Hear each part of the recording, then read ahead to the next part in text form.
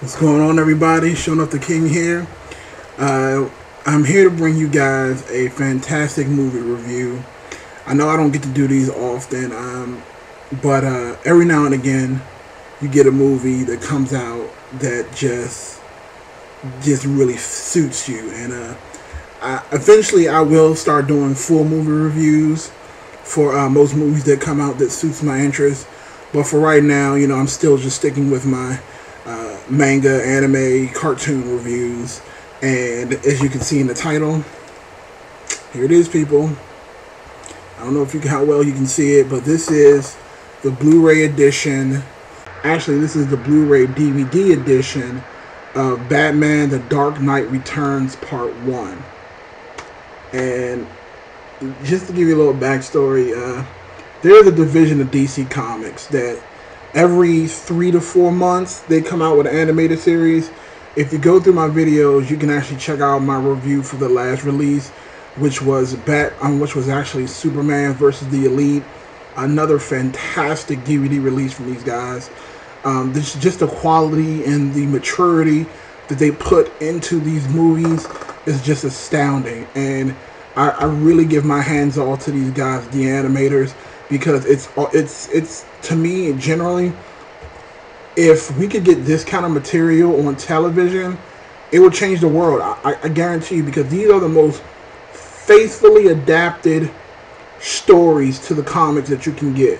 Like, seriously, I'm talking about language, mature content, everything is just a faithful adaptation to these DVDs. And as fans, we need to go out and support this kind of stuff.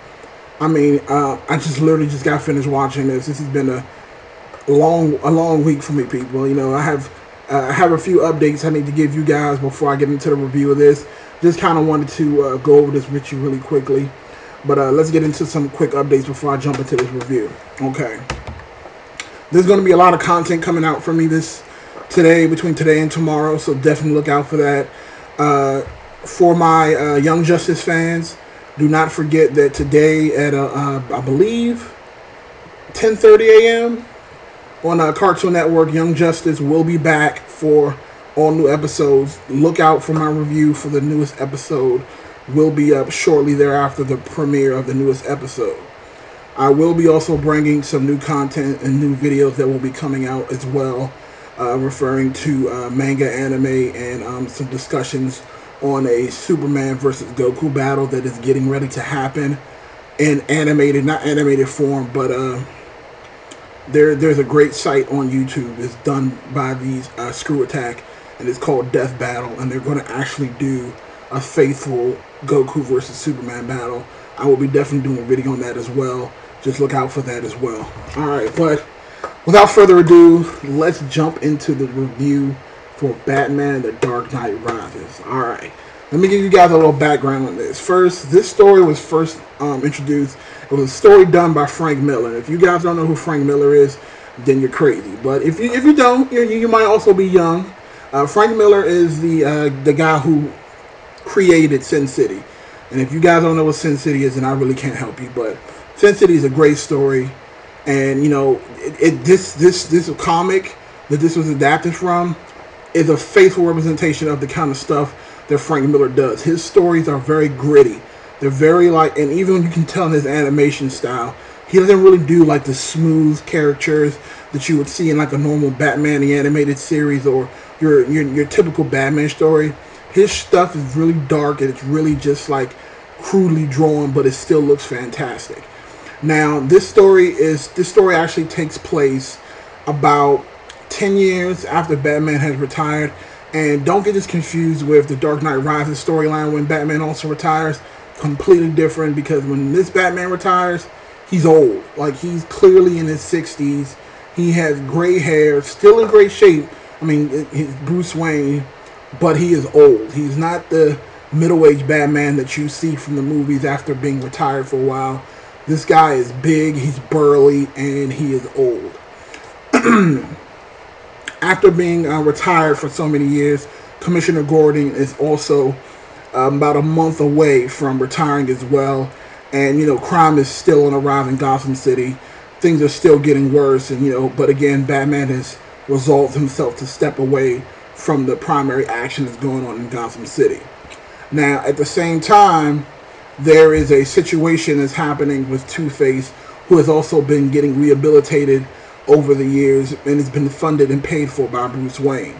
Now, what ends up happening is, again, without trying to give away too much of the storyline, essentially this story is Two-Face brings Batman back into the fold. I mean, he was able to resist the urge to become Batman for about 10 years. But something that happens with Two-Face brings him back. And then there's also a huge problem with mutants. Like before, back in the day, I guess the biggest crime bosses would have been the Joker and the Jokers. But now, with Joker being gone, the main villain is the mutants. And the mutants, I mean, these guys are raping, pillaging, kidnapping women, children, killing them. You know, there's a scene where a child gets kidnapped, and, you know, they kill the kid anyway and still keep the ransom. Like, that kind of stuff. It's a very, very dark story. And basically Batman, and again, you want to think that he comes back for just to get rid of Two-Face and the mutants, but in actuality, he couldn't resist it anymore. Like, the urge to be Batman or the urge to do something was too great for him, and it just literally consumed him and brought him back into the fold. I gotta say, story-wise, I'm going to break this down. Story-wise, out of a 5, it gets a 5. I mean, the Batman stories from these animated movies are always sellers. Like, if you go to Wikipedia and look up every DC animated movie that's come out that has involved Batman, it is always their highest selling videos. And, you know, I'll admit, in the DC comic world, I'm very well versed. I'm a huge fan of DC, I'm a huge fan of Marvel, but in terms of like comic books, I usually only purchase Marvel. Marvel is my premier brand that I deal with. I strictly usually only purchase their comics. I will say I do own a few DC comics, but they're usually focused around Batman or Superman. I do have the Superman, the Death of Superman, and then I also have Batman, Superman, Public Heroes, Public Enemies, the comic. But when it comes to Batman, and his stories are adapted into animated form, you can never go wrong. Like seriously, if besides this, there's another one, Batman Mask of the Red Hood, which deals with the story of Jason Todd being killed by Joker and coming back. Like, fantastic story, guys. These videos are only $20, and you get so much content, it's ridiculous. Like, as a matter of fact, I want to go through these special features, and then I'll jump back into the review, because I definitely want you guys to know what you're getting for your money. And always getting it first week helps, because most places where you can buy it, you can pick it up for $20 and under. If you wait longer than a week, then you're going to end up paying premium price, which you'll probably end up paying over $20.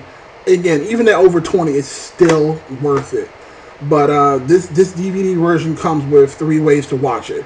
You get the Blu-ray version, you automatically get the DVD version, and you also get the ultraviolet way, so you can watch it and stream it online for free. And either way, it works very smoothly. It's through Flickster.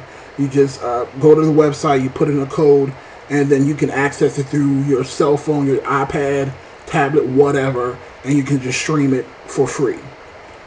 As far as special features are concerned, in the Blu-ray version only, you actually get a digital comic of The Dark Knight Returns. You actually get a couple of featurettes, and you also get, and again, the biggest draw for me with these Blu-ray releases is that you get actual episodes from the original cartoons. Now, typically with the Batman releases, most likely you're going to get some Bruce Timm inspired episodes from Batman the Animated Series.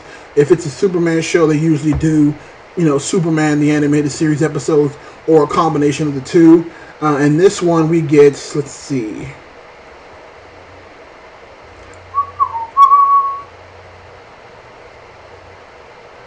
It doesn't say exactly which 2 episodes you get, but you do get 2 episodes. For that I am sure. Also, this, as you can tell in the title, this is part 1. There will be a part 2. I don't want to give away too much information, but trust and believe, when you get to the end of this movie, you're going to be craving for part 2. But again, let's go back through the story. I don't want to keep jumping all over the place. It's kind of what I tend to do. So, story. So yes, Batman comes back into the fold, and of course, Batman can't do it alone. So in this story, he picks up a new sidekick, and the sidekick is Robin, but it is a female. A female who has, idolized Batman. This just the same way, Jason Todd, Dick Grayson, all these guys who's ended up following Batman through history.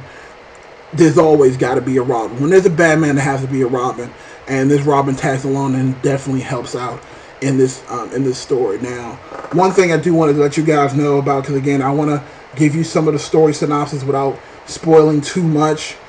This movie is very raw. Like, when I'm talking about, this is a strong PG-13 movie. So, people who are faint at heart, there will be blood, there will be some intense action scenes, and it is a fantastic Batman story overall. I'm going to overall give this movie a 5 out of 5. Like, I thoroughly enjoyed it. The special features are solid. The story is solid. Everything that in it, and just everything about it is great. And again, this is not me fanboying. This is just me just keeping it real with you guys. Like, you cannot spend $20 better than getting this movie. I promise you. I don't know how much else to say. Again, like I said, I wish maybe in a few weeks I'll actually do another review where I'll give full spoilers and do a full discussion.